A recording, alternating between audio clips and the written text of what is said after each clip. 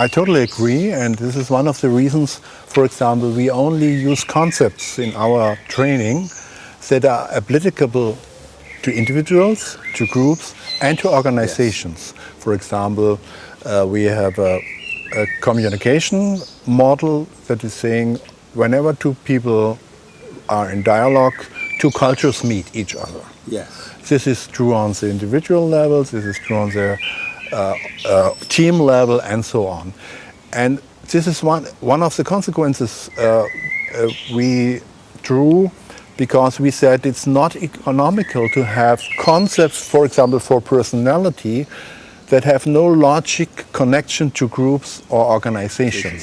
We should have ecosystems. Or ecosystem. We should select or develop all concepts in a way that we can use them on all levels, that our thinking from the logic of the concepts can tie into the levels can tie into each other.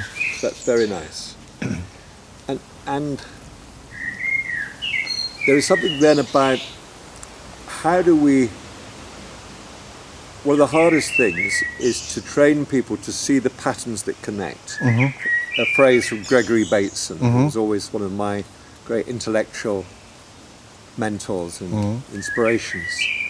And the pattern that connects what's going on at the individual level, how the individual is carrying something, one aspect of the group, and how the group is carrying one aspect of the organisation. Right. The organisation is carrying one aspect of the local economy. And the local economy is carrying one aspect of the global human economy. It's like Google Earth. You go back.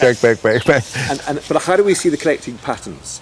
So I get worried when people talk about, I work systemically. And I say, well, what do you mean by that? They say, oh, well, I coach people and I ask them about the system. And I then say, well, if you talk about the system, you're not working systemically. Right. And the difficulty to get people to shift into a systemic way of thinking, and even more so, as I mentioned over lunch, a systemic way of being, I think is an extraordinary task. Can you give an example or a situation where what you would label systemic being that people understand? Well,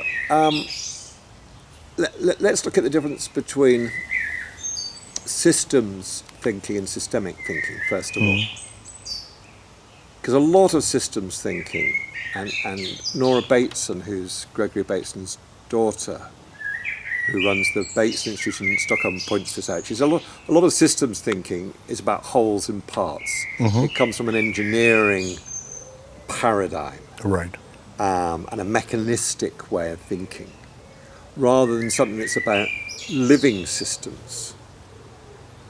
And so to think systemically, we have to realise we have to always be able to meet and think at least three interconnecting systemic levels.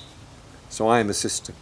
There's a whole community of microbes and bacteria, thousands of them, that live and have their being in me. There are organs, but the life of those organs is not in themselves. Their life comes from their participation in a greater whole. But then the same could be said about me. So being means not only staying with the old idea, I'm a separate unit and I can think systemically, but being aware that I'm part of a system, and it's a multi-layer system, and really... Yes, it's not that I am a part of another system. My very being is co-created by the systems that belong to me. In the same way as my heart is not a system that can be thought of as having a life outside of its participation in all my other organs. Within me, I can have the same for myself. I don't have a life. To talk about the individual as though... I understand this. So now we're getting into systemic thinking. So I have to go into systemic being is to come from a place that is not thinking of a separate I. Mm-hmm.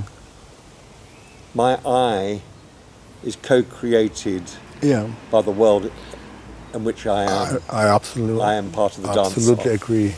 So my eye and also my brain is a point where many lines come together, and it's like a container that is product of development and part of a development.